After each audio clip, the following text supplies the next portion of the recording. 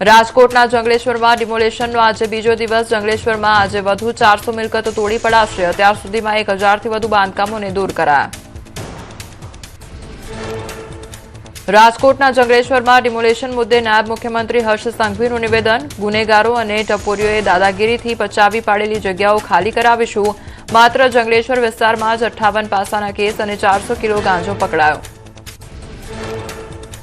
જમ્મુ કાશ્મીરના કિશ્તવાડમાં સુરક્ષા દળોએ કરી મોટી કાર્યવાહી। આતંકી સૈફુલ્લાનું સેફ હાઉસ ધ્વસ્ત કરાયું। 6 હાઇડઆઉટ બનાવી રચેલું નેટવર્ક સુરક્ષા દળોએ તોડી પાડ્યું। અમદાવાદ શહેરના વેજલપુરમાં દબાણો પર ફરી વળ્યું બુલડોઝર। સ્લમ રીડેવલપમેન્ટ પોલિસી અંતર્ગત હાઉસિંગ પ્રોજેક્ટ માટે કાર્યવાહી। પોલીસના ચુસ્ત બંદોબસ્ત વચ્ચે તંત્રએ રહેણાંક દબાણો દૂર કર્યા। સ્લમ એરિયા તરીકે નોટિફાઈડ જગ્યા પરથી 27 બાંધકામો હટાવી લેવાયા। જામનગરમાં ઝૂલેલાલ મંદિર પાસે હટાવાયું દબાણ। પોલીસે સ્થાનિક અગ્રણીઓને સમજાવી દબાણ દૂર કરાવ્યું। દબાણ હટાવવાની કામગીરી દરમિયાન પોલીસનો ચુસ્ત બંદોબસ્ત રહ્યો।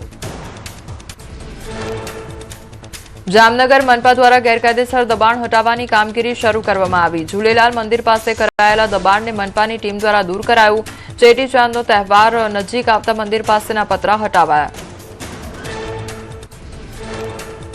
સુરતના કિમ માંડવી રોડ પર ગેસ લાઇનમાં લીકેજની ઘટના બની તો મોટા બગસરા ગામ પાસે ડ્રેનેજ લાઇનના ખોદકામ સમયે બની ઘટના। ભંગાણ બાદ લાંબા સમય સુધી કોઈ કર્મચારી કે અધિકારીએ કામગીરી ન કરતા ઉઠ્યા અનેક સવાલ। મહેસાણામાં ઘઉંના ઉભા પાકમાં ઓઇલ ફરી વળ્યું ત્યારે કનોડા ગામમાંથી પસાર થતી ઓએનજીસી કંપનીની લાઇન લીકેજ થતા ખેતીમાં નુકસાની। ઓએનજીસીની બેદરકારીના કારણે ખેડૂતનો તૈયાર પાક બરબાદ થયો। રાજ્યમાં તુવેરની ટેકાના ભાવે ખરીદી શરૂ। રાજ્યમાં અંદાજે 130 ખરીદ કેન્દ્રો સૂચિત કરવામાં આવ્યા। કુલ 1.33 લાખથી વધુ ખેડૂતોએ કરાવી છે નોંધણી। ભાવ 8000 પ્રતિ ક્વિન્ટલ જાહેર કરતા પુષ્કળ વાવેતર।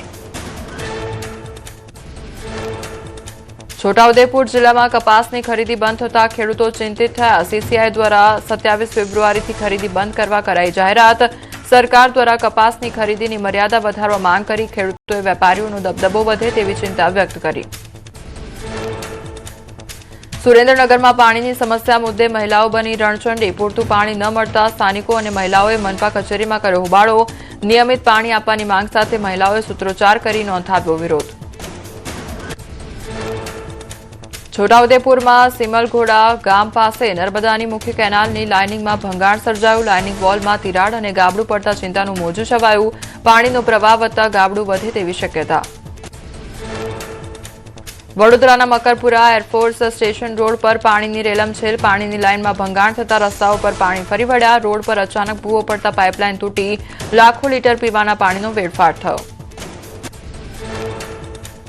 લુણાવાડામાં ગેરકાયદેસર રેતી ખનન પર કોંગ્રેસની જનતા રેડ। કોંગ્રેસના જિલ્લા પ્રમુખ સહિત કાર્યકરો દ્વારા નદી વિસ્તારમાં ચાલતી લીઝ ઉપર રેડ કરી સોશિયલ મીડિયામાં લાઇવ કરી કાળો કારોબાર ખુલ્લો પાડ્યો।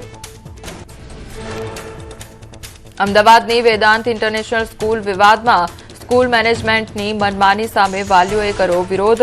સ્કૂલના બિલ્ડિંગને સીબીએસઈમાં કન્વર્ટ કરવાના નિર્ણયનો કરાયો વિરોધ। એબીવીપીના કાર્યકરોએ પ્રિન્સિપાલને આપ્યું આવેદન।